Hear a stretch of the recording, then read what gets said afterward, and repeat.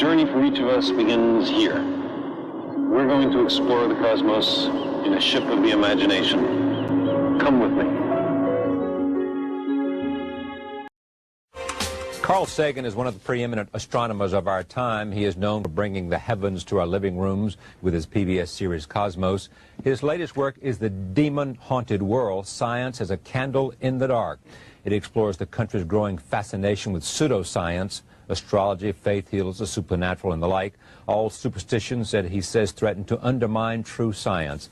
I am pleased to have him here, and I also take note of the fact that he is the David Duncan Professor of Astronomy and Space Sciences and Director of the Laboratory for Planetary Studies at Cornell University, Distinguished Visiting Science at the Jet Propulsion Laboratory, California Institute of Technology, and co-founder and president of the Planetary Society, the largest space interest group in the world, and a former Pulitzer Prize winner. Those worlds in space are as countless as all the grains of sand on all the beaches of the earth. Each of those worlds is as real as ours. In every one of them, there's a succession of incidents, events, occurrences, which influence its future.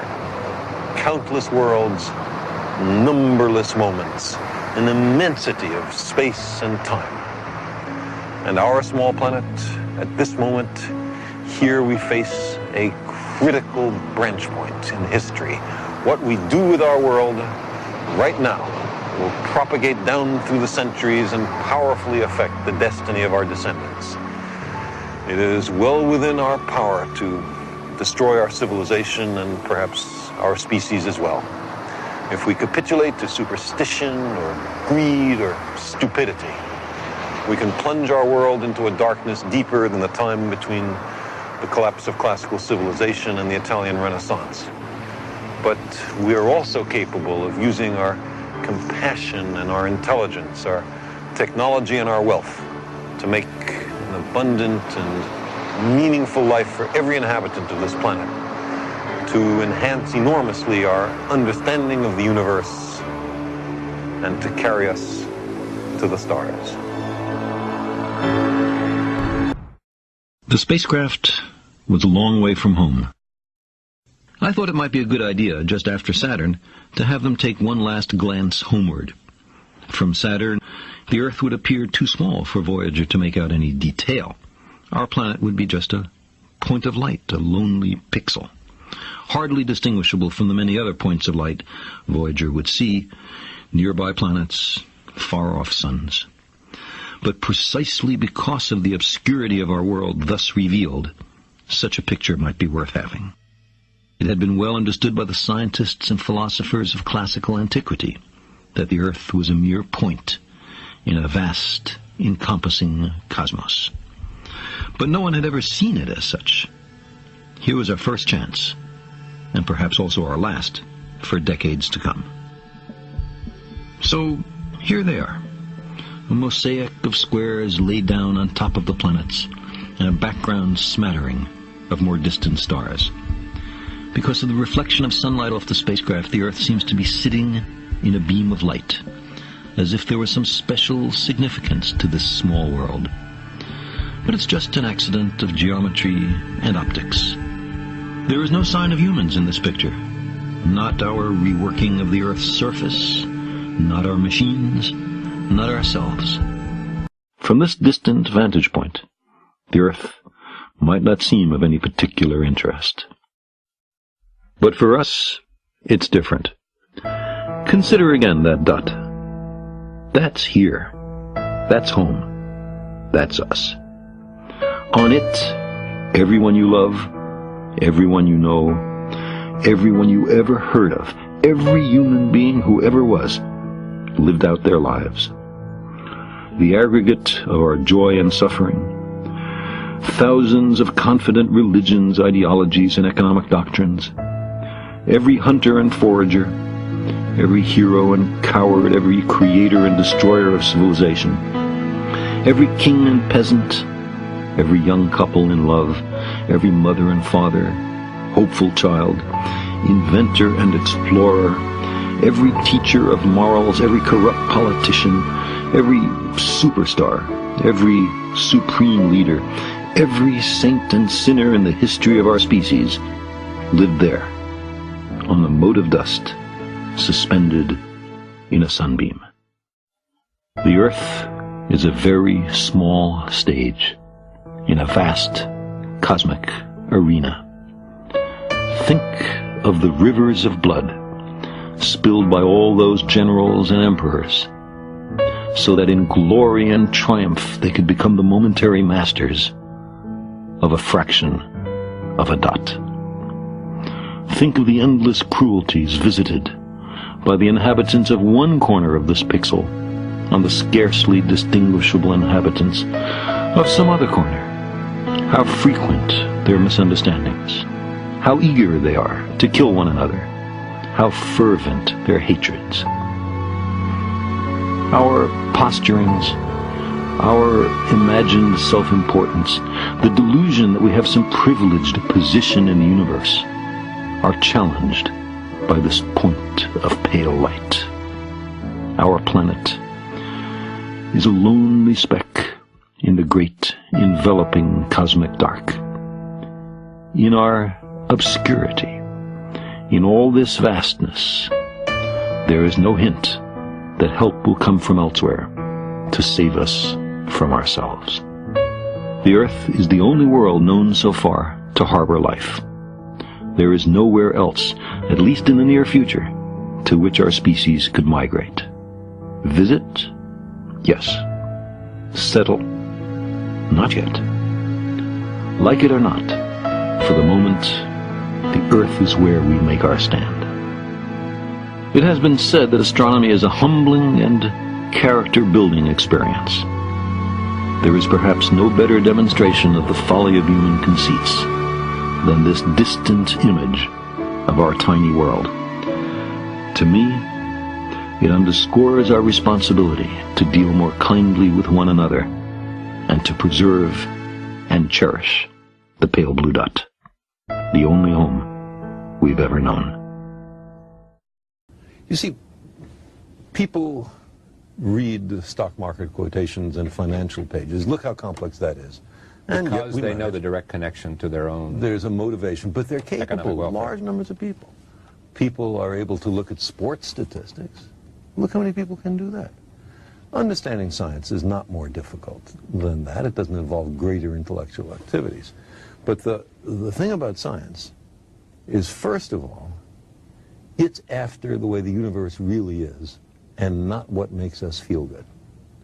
And a lot of the competing doctrines are after what feels good and not what's true. In the 17th century, there was still some hope that even if the Earth was not the center of the universe, it might be the only world. But Galileo's telescope revealed that the moon and the planets showed unmistakably that they had as much claim to being worlds as the Earth does, with mountains, craters, atmospheres, polar ice caps, clouds. Well, some hoped, even if the Earth isn't at the center of the universe, the Sun is. The Sun is our sun. So the Earth is approximately at the center of the universe. But by the 19th century, observational astronomy had made it clear that the Sun is but one lonely star in a great self-gravitating assemblage of suns called the Milky Way galaxy. Well, our Milky Way is the only galaxy. The Milky Way galaxy is in fact one of billions, perhaps hundreds of billions of galaxies notable neither in mass, nor in brightness, nor in how its stars are configured and arrayed. Well then, at least our galaxy is at the center of the universe. Nope, this is wrong too. There is in fact no center to the expansion, no point of origin of the Big Bang, at least not in ordinary three-dimensional space. Well, Even if there are hundreds of billions of galaxies, each with hundreds of billions of stars, no other star has planets. Today, we have firm evidence for at least 3 planets orbiting an extremely dense star, the pulsar designated B1257 plus 12. And we found for more than half the stars with masses like the Sun's that early in their careers, they're surrounded by great disks of gas and dust, out of which planets seem to form. Other planetary systems now look to be a cosmic commonplace. Well, if our position in space doesn't reveal our special role, our position in time does. We've been in the universe since the beginning, give or take a few days. We've been given special responsibilities by the Creator. As for humans, we're latecomers. We appear in the last instant of cosmic time. The history of the universe till now was 99.998% over before our species arrived on the scene. In that vast sweep of eons, we could not have assumed any special responsibilities for our planet, or life, or anything else. We were not here. Well, even if our position, our epoch, our motion, and our world are not unique, maybe we are. We're different from the other animals. We're specially created. The particular devotion of the Creator of the universe is evident in us. This position was passionately defended on religious and other grounds. But in the middle 19th century, Charles Darwin showed convincingly how one species can evolve into another by entirely natural processes, which come down to the heartless business of nature saving the heredities that work and rejecting those that don't. Man, in his arrogance, thinks himself a great work, worthy of the interposition of a deity. Darwin wrote telegraphically in his notebook, more humble, and I think truer, to consider him created from animals, close quote. Well, even if we're closely related to some of the other animals, we're different, not just in degree, but in kind, on what really matters: reasoning, self-consciousness, tool-making, ethics, altruism, religion, language, nobility of character. While humans, like all animals, have traits that set them apart, otherwise how could we distinguish one species from another? Chimps reason, are self-conscious, make tools, show devotion, and so on. Chimps and humans have 99.6% of their active genes in common. Okay, maybe we're not much. Maybe we're humiliatingly related to apes, but at least we're the best there is. God and angels aside, we're the only intelligent beings in the universe. But the simple fact is that we have not yet found extraterrestrial life. We're in the earliest stages of looking. The question is wide open. If I had to guess, I'd guess that the universe is filled with beings far more intelligent, far more advanced than we are. But of course, I might be wrong.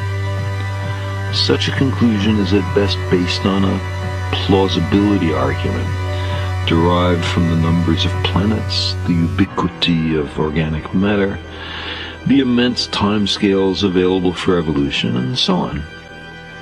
Extraterrestrial life aside, if self-congratulatory pretensions to centrality have now retreated to such bastions impervious to experiment, then I'd say that the sequence of scientific battles with human chauvinism seemed to have been, at least largely, won.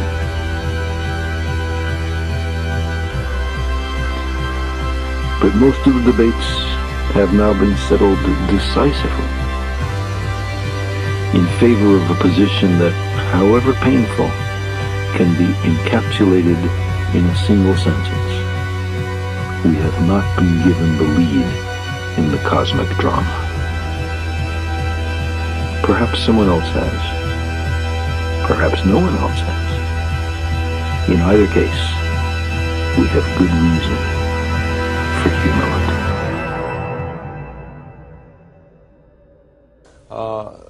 Humans have been on this planet for something like 1 million years, and for the vast bulk of that time, things changed extremely slowly.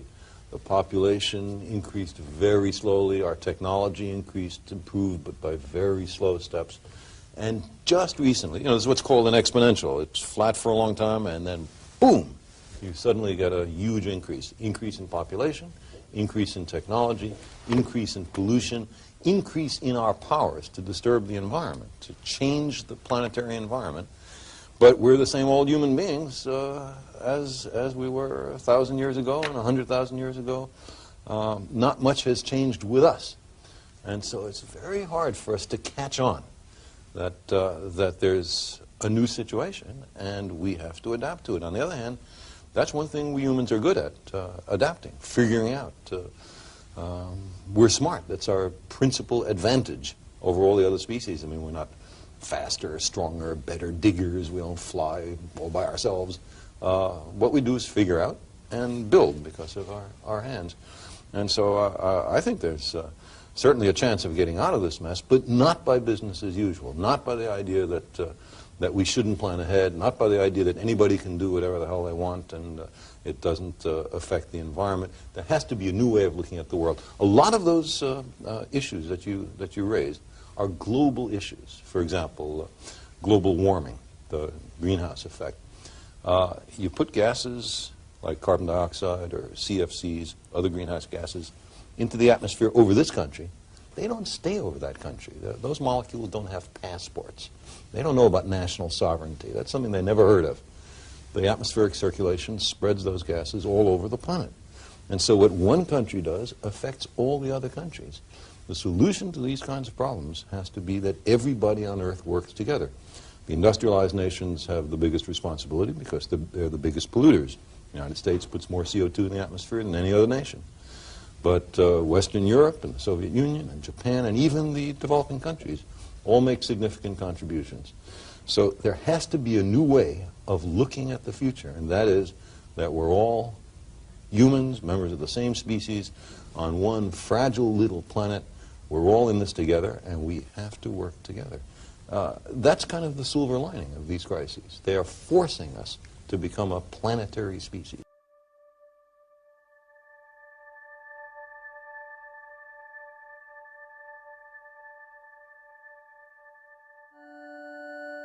There are places in and around our great cities where the natural world has all but disappeared.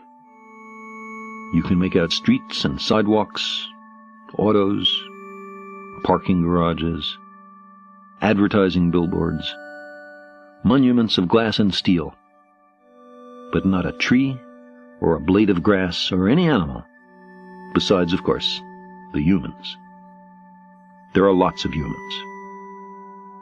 Only when you look straight up through the skyscraper canyons can you make out a star or a patch of blue. Reminders of what was there long before humans came to be. It's not hard going to work every day in such a place to be impressed with ourselves, how we've transformed the earth for our benefit and convenience. But a few hundred miles up or down, there are no humans. Our impact on the universe is nil. In the last 10,000 years, an instant in our long history, we've abandoned the nomadic life. We've domesticated the plants and animals. Why chase the food when you can make it come to you? For all its material advantages, the sedentary life has left us edgy unfulfilled. Even after 400 generations in villages and cities, we haven't forgotten. There are now people on every continent and the remotest islands, from pole to pole, from Mount Everest to the Dead Sea, on the ocean bottoms, and even, occasionally, in residence 200 miles up. Humans, like the gods of old, living in the sky. These days, there seems to be nowhere left to explore. Victims of their very success, the explorers now pretty much stay home. Maybe it's a little early. Maybe the time is not quite yet. But those other worlds, promising untold opportunities, beckon.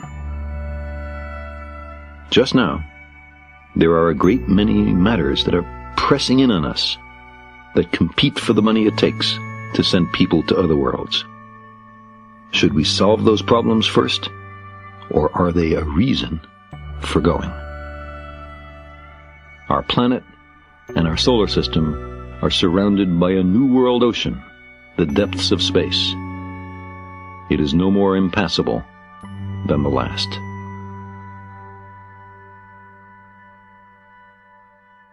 We live in an in-between universe where things change alright, but according to patterns, rules, or as we call them, laws of nature. See that star? You mean the bright red one? His daughter asks in return. Yes, it might not be there anymore. It might be gone by now. Exploded or something. Its light is still crossing space, just reaching our eyes now. But we don't see it as it is. We see it as it was. Many people experience a stirring sense of wonder when they first confront this simple truth. Why? Why should it be so compelling? The immense distances to the stars and the galaxies mean that we see everything in space in the past. Some as they were before the Earth came to be. Telescopes are time machines. Long ago, when an early galaxy began to pour light out into the surrounding darkness, no witness could have known that billions of years later, some remote clumps of rock and metal, ice and organic molecules would fall together to make a place called Earth, or that life would arise and thinking beings evolve who would one day capture a little of that galactic light and try to puzzle out what had sent it on its way. We can recognize here a shortcoming, in some circumstances serious, in our ability to understand the world. Characteristically, willy-nilly, we seem compelled to project our own nature onto nature. Man, in his arrogance, thinks himself a great work, worthy of the interposition of a deity. Darwin wrote telegraphically in his notebook, more humble, and I think truer, to consider him created from animals. We're Johnny-come-latelys. We live in the cosmic boondocks. We emerged from microbes and muck. Apes are our cousins. Our thoughts and feelings are not fully under our own control. There may be much smarter and very different beings elsewhere, and on top of all this, we're making a mess of our planet and becoming a danger to ourselves. The trapdoor beneath our feet swings open. We find ourselves in bottomless free fall. We are lost in a great darkness, and there's no one to send out a search party. Given so harsh a reality, of course we're tempted to shut our eyes and pretend that we're safe and snug at home, that the fall is only a bad dream. If it takes a little myth and ritual to get us through a night that seems endless, who among us cannot sympathize and understand? We long to be here for a purpose, even though, despite much self-deception, none is evident.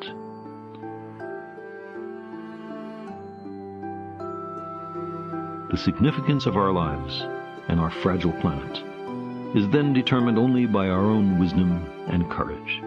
We are the custodians of life's meaning. We long for a parent to care for us, to forgive us our errors, to save us from our childish mistakes. But knowledge is preferable to ignorance. Better by far to embrace the hard truth than a reassuring fable. Modern science has been a voyage into the unknown, with a lesson in humility waiting at every stop. Our common sense intuitions can be mistaken. Our preferences don't count. We do not live in a privileged reference frame. If we crave some cosmic purpose, then let us find ourselves a worthy goal. One thing that it has done is to enhance my sense of appreciation for the beauty of life and of the universe and the sheer joy of being alive. You had a healthy portion of that before this, but even you, it happens to. Oh, there's no question. Appreciation. No question. Every moment, every inanimate object, to say nothing of the exquisite complexity of living beings. You imagine missing it all, and suddenly it's so much more precious.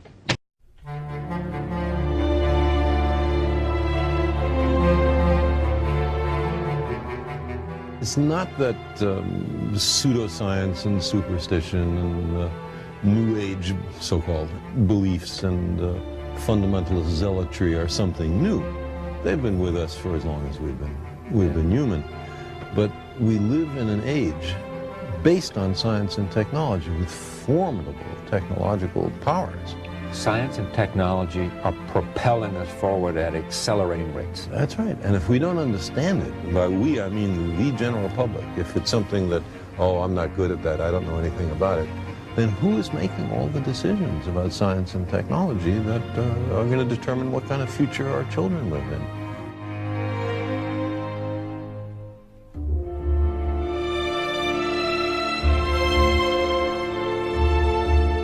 What's the danger of all this? I mean, you know, this is not the thing that... There's two kinds of dangers. One is what I just talked about, that we've arranged a society based on science and technology, in which nobody understands anything about science and technology, and this combustible mixture of ignorance and power, sooner or later, is going to blow up in our faces.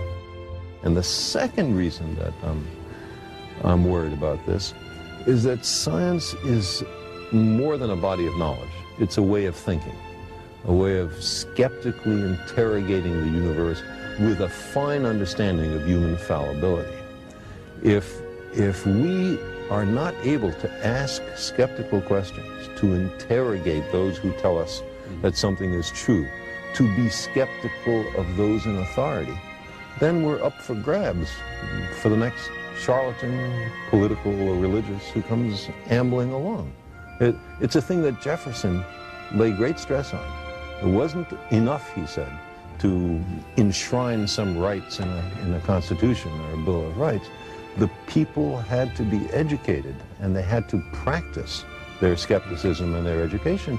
Otherwise, we don't run the government. The government runs us. You see, people read the stock market quotations and financial pages. Look how complex that is. People are able to look at sports statistics. Look how many people can do that. Understanding science is not more difficult than that. It doesn't involve greater intellectual activities. But the thing about science is, first of all, it's after the way the universe really is and not what makes us feel good. And a lot of the competing doctrines are after what feels good and not what's true. There are millions of people who understand science does not prove religion, because religion is faith-based. Let's look a little more deeply into that. What is faith? It is belief in the absence of evidence. Now, I don't propose to tell anybody what to believe, but for me, believing when there's no compelling evidence is a mistake. The idea is to withhold belief until there is compelling evidence. And if the universe does not comply with our predispositions, okay, then we have the wrenching obligation to accommodate to the way the universe really is. So who is more humble? The scientist who looks at the universe with an open mind and accepts whatever the universe has to teach us, or somebody who says everything in this book must be considered the literal truth, and never mind the fallibility of all the human beings involved in the writing of this book.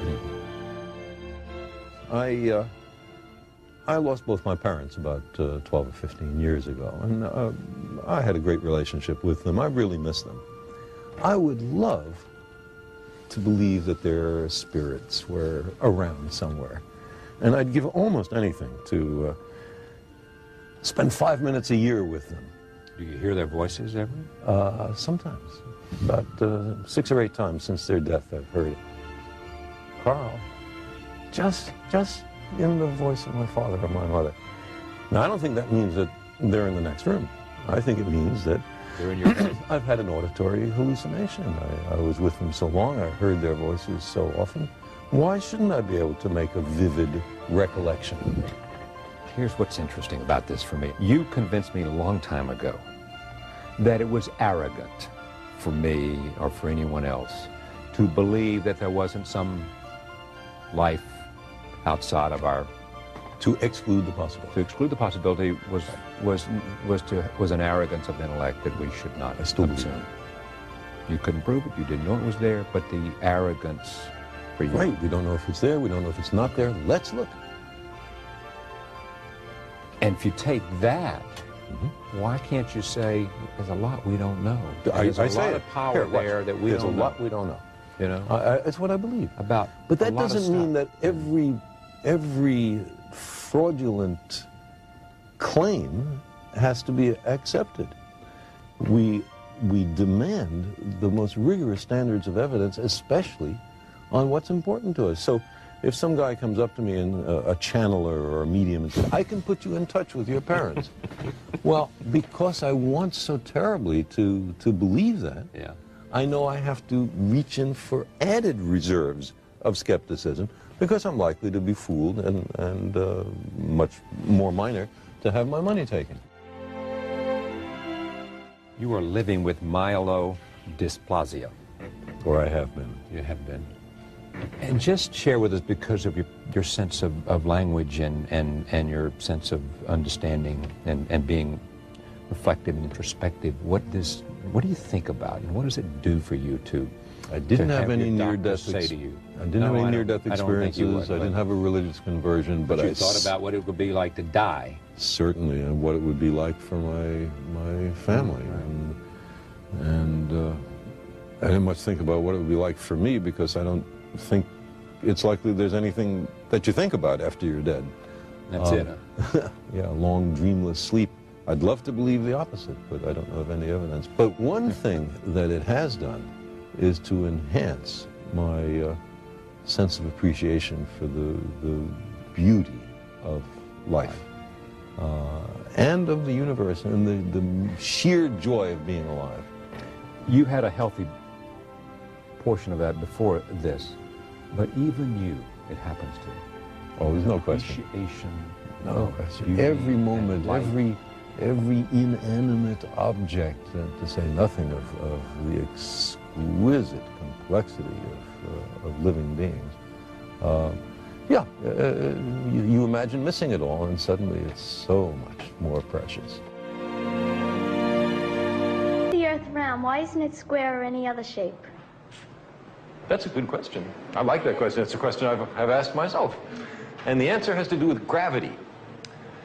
The Earth has a strong gravity. If you were to make a mountain very high, higher than Everest, you know, it's the biggest mountain on the Earth, it would be crushed by its own weight. You see, gravity pulls everything towards the center. So any really big bump on the Earth is crushed.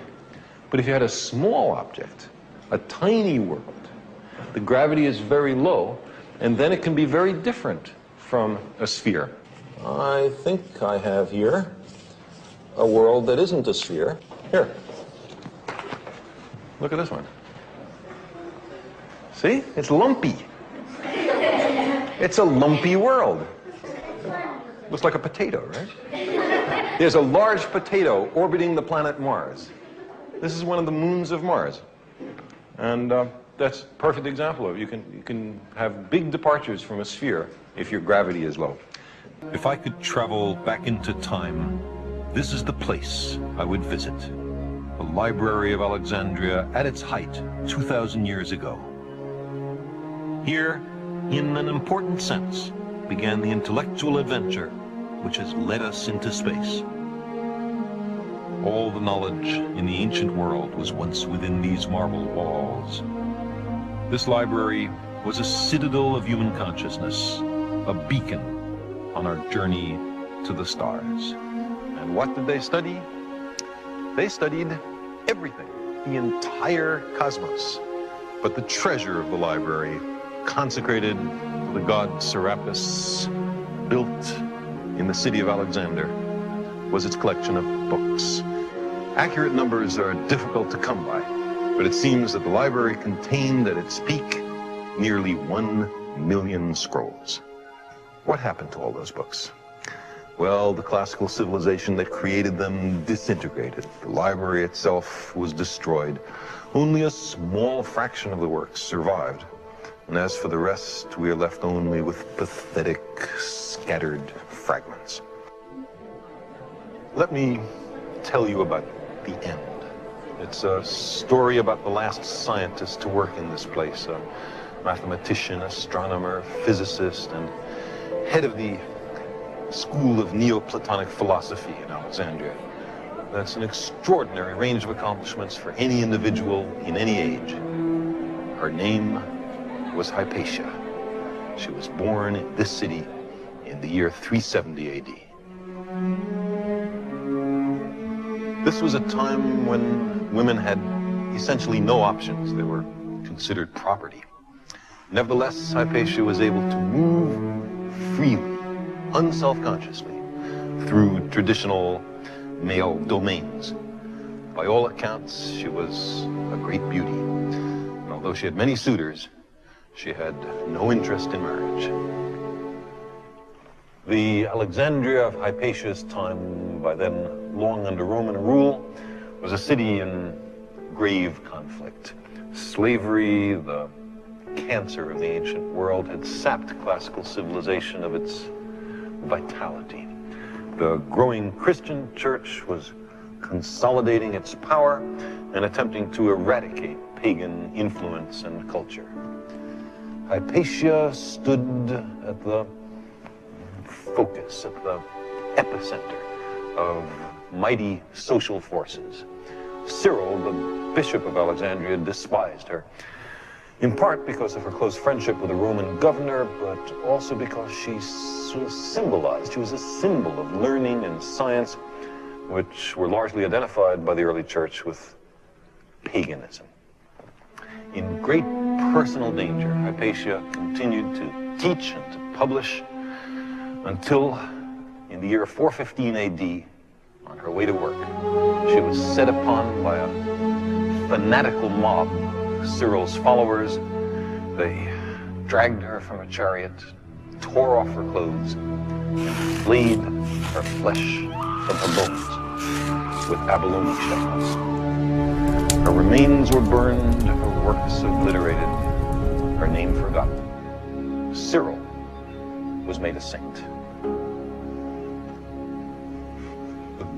The last remains of the library were destroyed within a year of Hypatia's death. It's as if an entire civilization had undergone a sort of self-inflicted radical brain surgery, so that most of its memories, discoveries, ideas, and passions were irrevocably wiped out.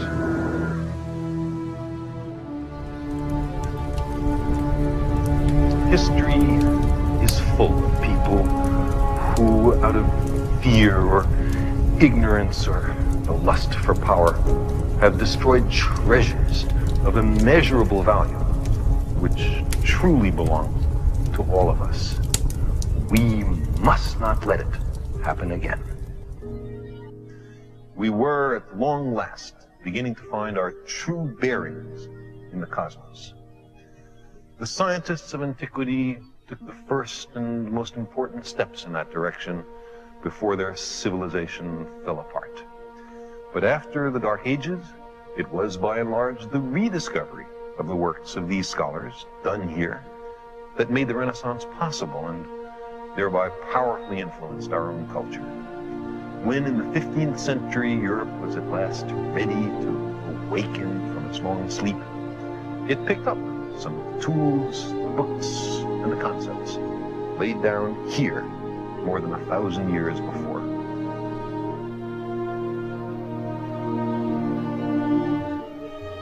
By 1600, the long-forgotten ideas of Aristarchus had been rediscovered. Johannes Kepler constructed elaborate models to understand the motion and arrangement of the planets, the clockwork of the heavens. His principal scientific tools were the mathematics of the Alexandrian library and an unswerving respect for the facts, however disquieting they might be. 70 years later, the sun-centered universe of Aristarchus and Copernicus was widely accepted in the Europe of the Enlightenment. The idea arose that the planets were worlds governed by laws of nature, and scientific speculation turned to the motions of the stars. The clockwork in the heavens was imitated by the watchmakers of Earth. Precise timekeeping permitted great sailing ship voyages of exploration and discovery, which bound up the Earth. This was a time when free inquiry was valued once again. 250 years later, the Earth was all explored. New adventurers now looked to the planets and the stars. Galaxies were recognized as great aggregates of stars, island universes, millions of light years away. In the 1920s, astronomers had begun to measure the speeds of distant galaxies. They found that the galaxies were flying away from one another. To the astonishment of everyone, the entire universe was expanding. We had begun to plumb the true depths of time and space. The long collective enterprise of science has revealed a universe some 15 billion years old. We on Earth have just awakened to the great oceans of space and time from which we have emerged. We are the legacy of 15 billion years of cosmic evolution. We have a choice. We can enhance life and come to know the universe that made us, or we can squander our 15 billion year heritage in meaningless self-destruction. What happens in the first second of the next cosmic year depends on what we do here and now with our intelligence and our knowledge of the cosmos. Now, a question in the front. Okay. Is the sun considered part of the Milky Way galaxy? Sure. You're considered part of the Milky Way galaxy. Everything except other galaxies is part of the Milky Way galaxy. The sun is one star. There is a few 100 billion stars in the Milky Way. And around each star, maybe, it's a whole bunch of planets. And on one of those planets is life. And one of the life forms on that planet is you. So you're a part of the Milky Way galaxy, too.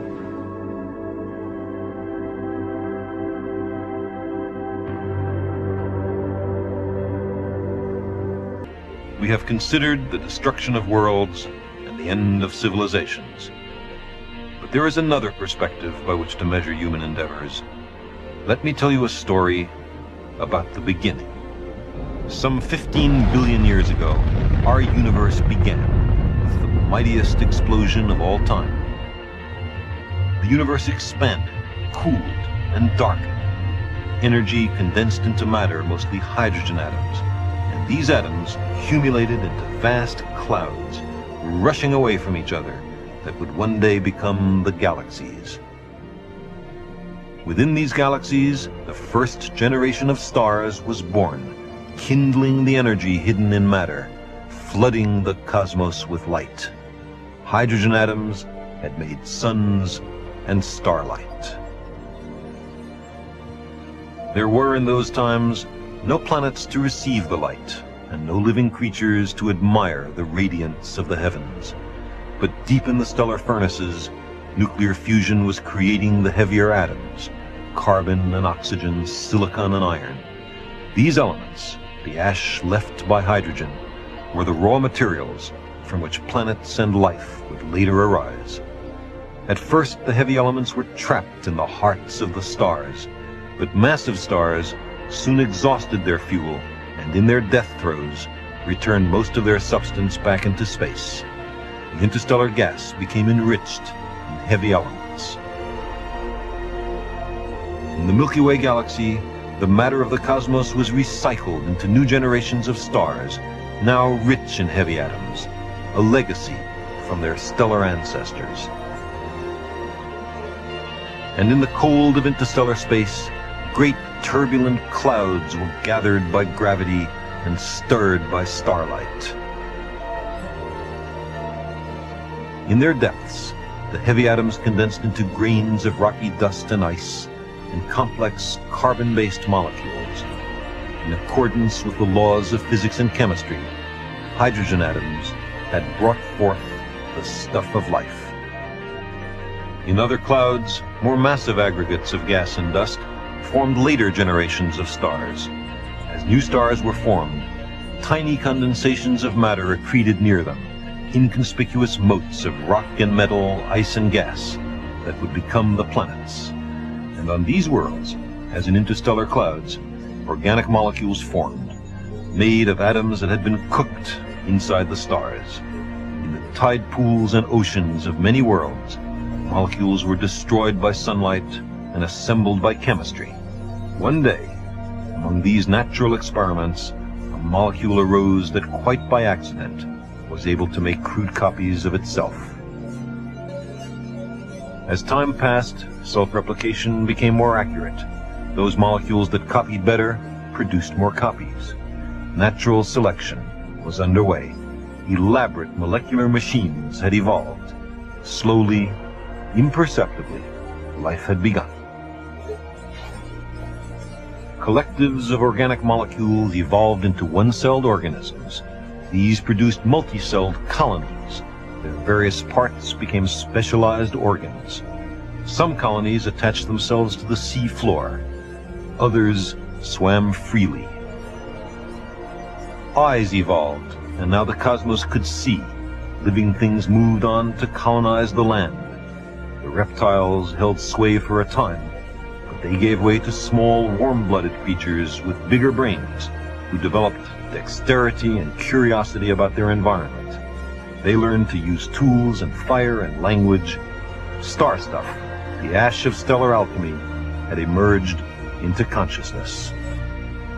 We are a way for the cosmos to know itself. We are creatures of the cosmos and have always hungered to know our origins, to understand our connection with the universe. How did everything come to be? Every culture on the planet has devised its own response to the riddle posed by the universe.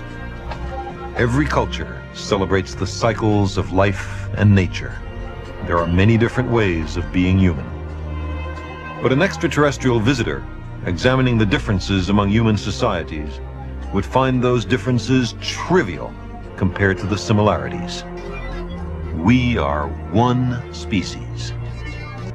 We are star stuff, harvesting starlight. Our lives, our past and our future, are tied to the sun, the moon, and the stars. Our ancestors knew that their survival depended on understanding the heavens. They built observatories and computers to predict the changing of the seasons by the motions in the skies. The discovery that there is order in the universe, that there are laws of nature, is the foundation on which science builds today. Science is a collective enterprise that embraces many cultures and spans the generations. In every age, and sometimes in the most unlikely places, there are those who wish with a great passion to understand the world. There is no way of knowing where the next discovery will come from. What dream of the mind's eye will remake the world? These dreams begin as impossibilities. Once, even to see a planet through a telescope was an astonishment.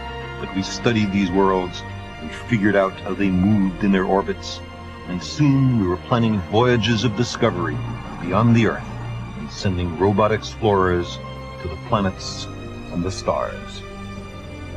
We humans long to be connected with our origins, so we create rituals.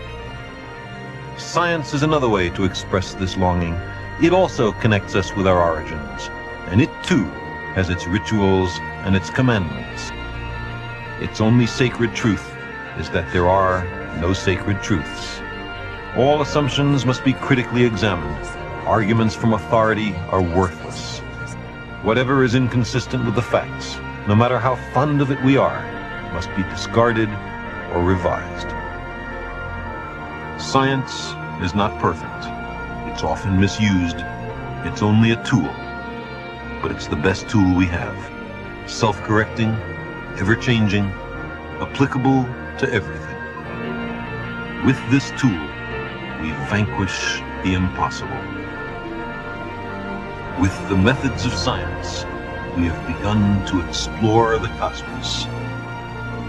For the first time, scientific discoveries are widely accessible. Our machines, the products of our science, are now beyond the orbit of Saturn. A preliminary spacecraft reconnaissance has been made of 20 new worlds. We have learned to value careful observations, to respect the facts, even when they are disquieting, when they seem to contradict conventional wisdom. We humans have seen the atoms which constitute all of matter, and the forces that sculpt this world and others. We have found that the molecules of life are easily formed under conditions common throughout the cosmos. We have mapped the molecular machines at the heart of life. We have discovered a microcosm in a drop of water. We have peered into the bloodstream and down on our stormy planet to see the Earth as a single organism. We have found volcanoes on other worlds and explosions on the sun, studied comets from the depths of space, traced their origins and destinies, listened to pulsars and searched for other civilizations. We humans have set foot on another world, in a place called the Sea of Tranquility, an astonishing achievement for creatures such as we, whose earliest footsteps, 3.5 million years old, are preserved in the volcanic ash of East Africa.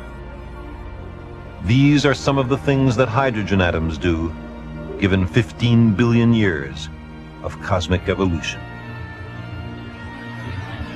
It has the sound of epic myth, but it's simply a description of the evolution of the cosmos as revealed by science in our time.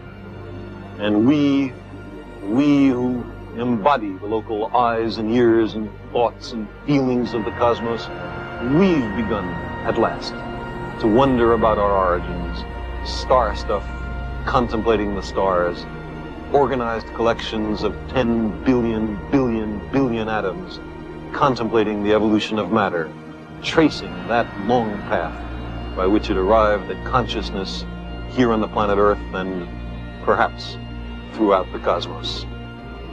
Our loyalties are to the species and the planet. We speak for Earth. Our obligation to survive and flourish is owed not just to ourselves, but also to that cosmos, ancient and vast, from which we spring.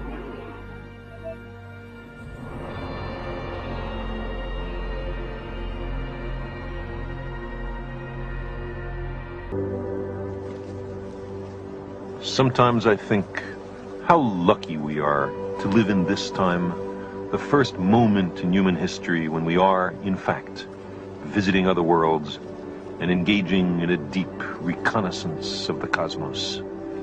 But if we had been born in a much earlier age, no matter how great our dedication, we could not have understood what the stars and planets are.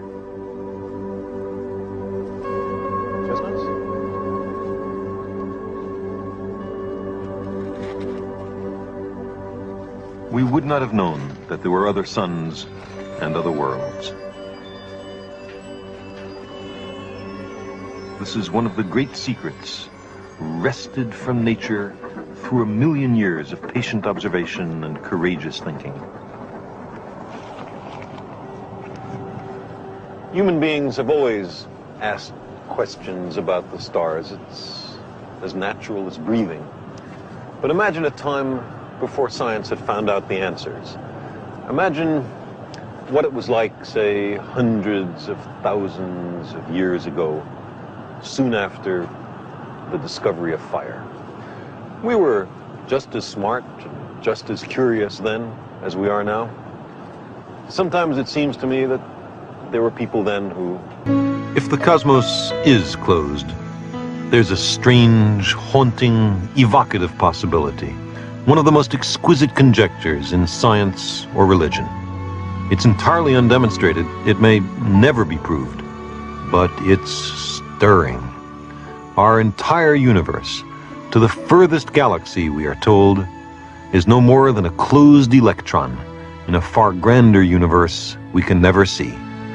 And that universe is only an elementary particle in another still greater universe, and so on forever.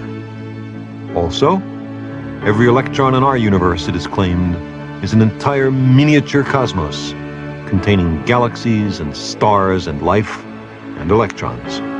Every one of those electrons contains a still smaller universe, an infinite regression, up and down. Every human generation has asked about the origin and fate of the cosmos. Ours is the first generation with a real chance of finding some of the answers. One way or another, we are poised at the edge of forever.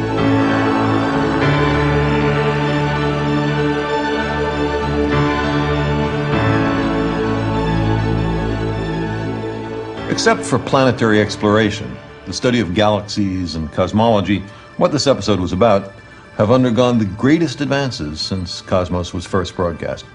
For one thing, at last we have a good photograph of our own Milky Way galaxy, about 100,000 light years across.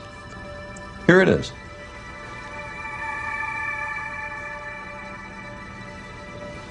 It was taken by NASA's COBE satellite.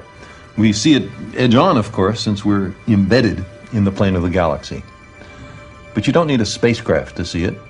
If it's a clear night tonight, why not go out and take a look at the Milky Way?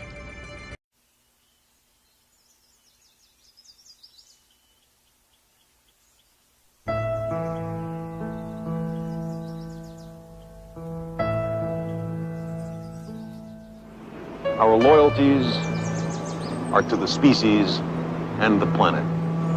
We speak for Earth. Our obligation to survive and flourish is owed not just to ourselves, but also to that cosmos, ancient and vast, from which we spring.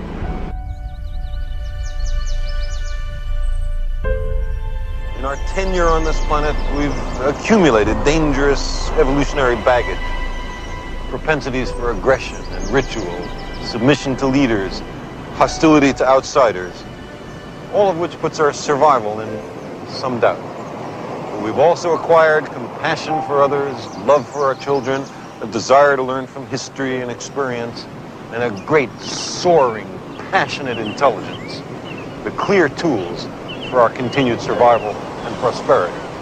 Which aspects of our nature will prevail is uncertain, particularly when our visions and prospects are bound to one small part of the small planet Earth. But up there in the cosmos, an inescapable perspective awaits. National boundaries are not evident when we view the Earth from space. Fanatic ethnic or religious or national identifications are a little difficult to support when we see our planet as a fragile blue crescent fading to become an inconspicuous point of light against the bastion and citadel of the stars. How would we explain all this to a dispassionate extraterrestrial observer? What account would we give of our stewardship of the planet Earth? We have heard the rationales offered by the superpowers. We know who speaks for the nations. But who speaks for the human species? Who speaks for Earth? From an extraterrestrial perspective, our global civilization is clearly on the edge of failure in the most important task it faces, preserving the lives and well-being of its citizens and the future habitability of the planet.